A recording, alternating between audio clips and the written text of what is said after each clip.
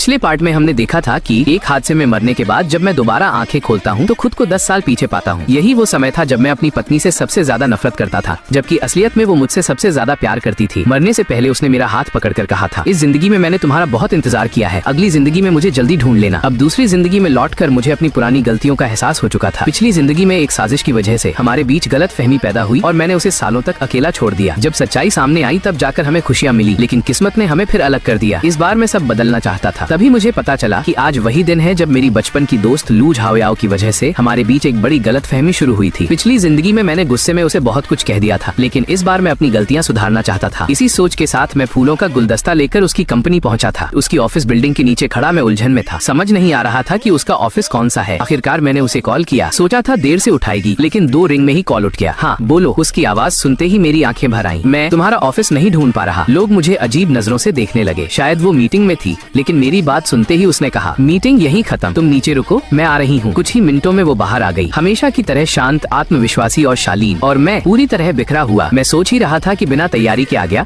तभी वो मेरे सामने रुक गई। तुम यहाँ कैसे? उसका चेहरा हमेशा की तरह ठंडा था। मैंने नजरें झुका ली। सॉरी, तुम्हें परेशान कर दिया। वो कुछ पल चुप रही। आज बस इतना कहकर रुक गई। मुझे पता था वो क्या कहना चाहती है। आज मुझे लू झाओयाओ का जन्मदिन मनाना चाहिए था, यहाँ नहीं होना चाहिए था। तभी मुझे कुछ याद आया। मैंने जल्दी से फूलों का गुलदस्ता उसकी तरफ बढ़ाया, हैप्पी बर्थडे। लेकिन उसने फूल लेने के बाद काफी देर तक उन्हें देखा, फिर होठों पर एक फीकी सी मुस्कान आई। ये वो फूल हैं जो उसे पसंद है ना? मेरे चेहरे का रंग उड़ गया। मैं कुछ कह पाता उससे पहले उसने धीरे से बात काट दी। फिर भी गिफ्ट के लिए धन्यवाद, काफी देर हो गई है, ड्राइवर तुम्हें घर छोड़ देगा। अगले ही पल वो मुड़कर जाने ही वाली थी कि मैंने जल्दी से उसका कपड़ा पकड़ लिया। मेरे खींचने से उसका संतुलन बिगड़ गया और वो सीधे आकर मेरे सीने से टकरा गई। कुछ पल बाद उसने सिर उठाया और मेरे हाथ को देखती रही। मैं घर नहीं जाना चाहता, वो हल्की हंसी के साथ बोली। इस बार मुझे कैसे परेशान करने वाले हो? उसका सवाल सुनकर मैं चुप रह गया। इतनी बार उसे चोट पहुंचाने के बाद अब वो मेरी किसी बात पर भरोसा नहीं करती थी। पिछली जिंदगी में जब गलतफहमी दूर हुई थी तब सब कुछ आसान हो गया था, लेकिन इस बार मामला अलग था। उसने बहुत दर्द और अन्याय सह था। कुछ देर चुप रहने के बाद मैंने कहा, चलो मैं तुम्हें डिनर पर ले चलता हूँ। वो ठंडे स्वर में बोली, जरूरत नहीं, मुझे आज रात काम है। लेकिन मैं भी पीछे हटने वाला नहीं था। उसके पीछे पीछे चलते हुए बोला, तो बाहर नहीं, यहीं खाना मंगा लेते हैं, कम से कम बर्थडे पर नूडल्स तो खा लो। मगर वो मुझे पूरी तरह नजरअंदाज करती रही। लेकिन वो फूलों का गुलदस्ता अब भी उसके हाथों में था। रास्ते में कई बार कूड़ेदान आए, मुझे लगा वो बिना सोचे उन्हें फेंक देगी, पर उसने ऐसा नहीं किया। इसी तरह उसके पीछे पीछे मैं उसके ऑफिस तक पहुंच गया। ऑफिस लगभग खाली था। टेबल पर सिर्फ एक ठंडा खाना रखा था। लगता था आज रात भी वो इसी से काम चलाने वाली थी। ये देखकर मेरे दिल में चुभन सी हुई। मैंने तुरंत फोन निकालकर उसके लिए नूडल्स ऑर्डर कर दिए, सादा शोरबा, कम नमक। पहले वो हमेशा मेरी पसंद के हिसाब से तीखा और भारी खाना खाती थी। बाद में मुझे पता चला कि उसका पेट कमजोर था और बहुत सी चीजें वो खा ही नहीं सकती थी। ऑर्डर करने के बाद मैं सोफे पर बैठ गया। समझ नहीं आ रहा था कि उससे क्या बात करूं। उधर वो चुपचाप फूलों की पैकिंग खोल रही थी।